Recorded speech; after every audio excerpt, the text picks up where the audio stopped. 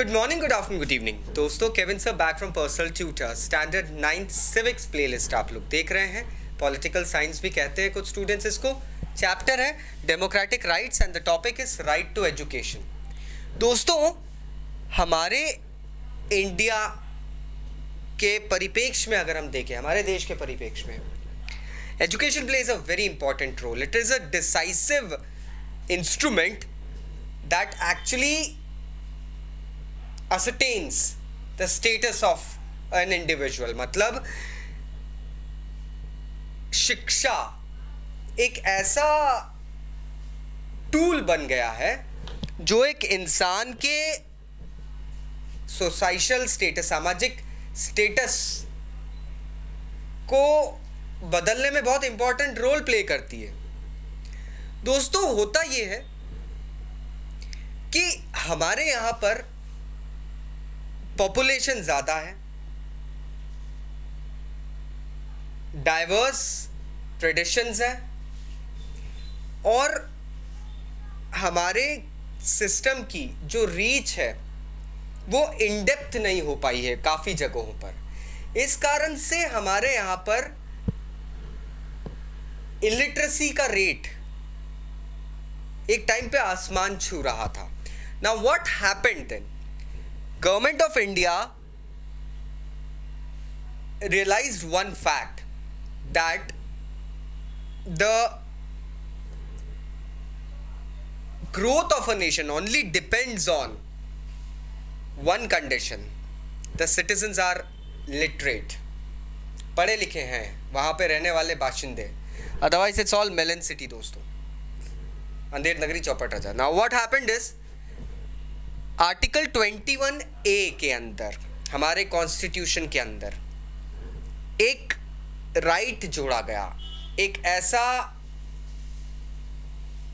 हक दिया गया, सुनिश्चित किया गया ये हक कि लोगों को मिलेगा, वो था राइट टू एजुकेशन। इस राइट को आर्टिकल 21A के अंदर इनकलकेट करके, मतलब इनकलकेट मतलब इंस्टिल करके, लिख के या जोड़ के, इंडिया कुछ ऐसे ग्रुप ऑफ कंट्रीज का मेंबर बन गया जहां पर एजुकेशन को एक फंडामेंटल राइट बताया गया है। मतलब these rights have to be ensured that they are considered by the people living out there. 1st of April 2010, ज्यादा पुरानी बात नहीं है दोस्तों, अफसोस 1947 में आज़ादी मिली थी। 1st of April 2010 में ये राइट इफेक्टिव हुआ। इसके अंतर्गत दो मेन चीज़ें बता दी गई। First is that it would be providing free, India would be providing free and compulsory education to all kids. मतलब इंडिया में रहने वाले सारे बच्चों को, पहली बात है, प्राथमिक शिक्षा, एजुकेशन, प्राइमरी एजुकेशन जो रहेगा वो उनको कंपल्सरली मिलेगा।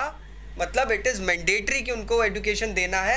Second is it would B free, उसके लिए कोई पैसा नहीं चार्ज किया जाएगा। क्योंकि अक्सर कुछ माँ बाप अपने बच्चों को स्कूल सिर्फ इसीलिए नहीं भेजते हैं दोस्तों, क्योंकि they can't pay the fees.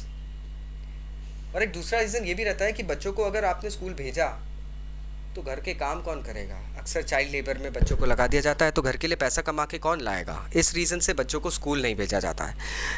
इसी चीज़ से बचने के लिए उनको स्कूल वगैरह में ही मिड डे मील वगैरह ऐसी सब चीज़ें उपयोग में लाने लगे। देन उसके बाद में बच्चों की एक स्कॉलरशिप स्कीम वगैरह बनाने लगे, जिससे कि प्रोत्साहन बढ़े कि बच्चों को एजुकेशन मिले। एंड 6 to 14 ईयर्स तक के हर बच्चे को कंपलसरी एजुकेशन अब प्रोवाइड होने लगा है। Since this has now become, education has now become a fundamental right. Aren't we lucky? Stay tuned for more. मिलते हैं बहुत जल्दी। Bye bye.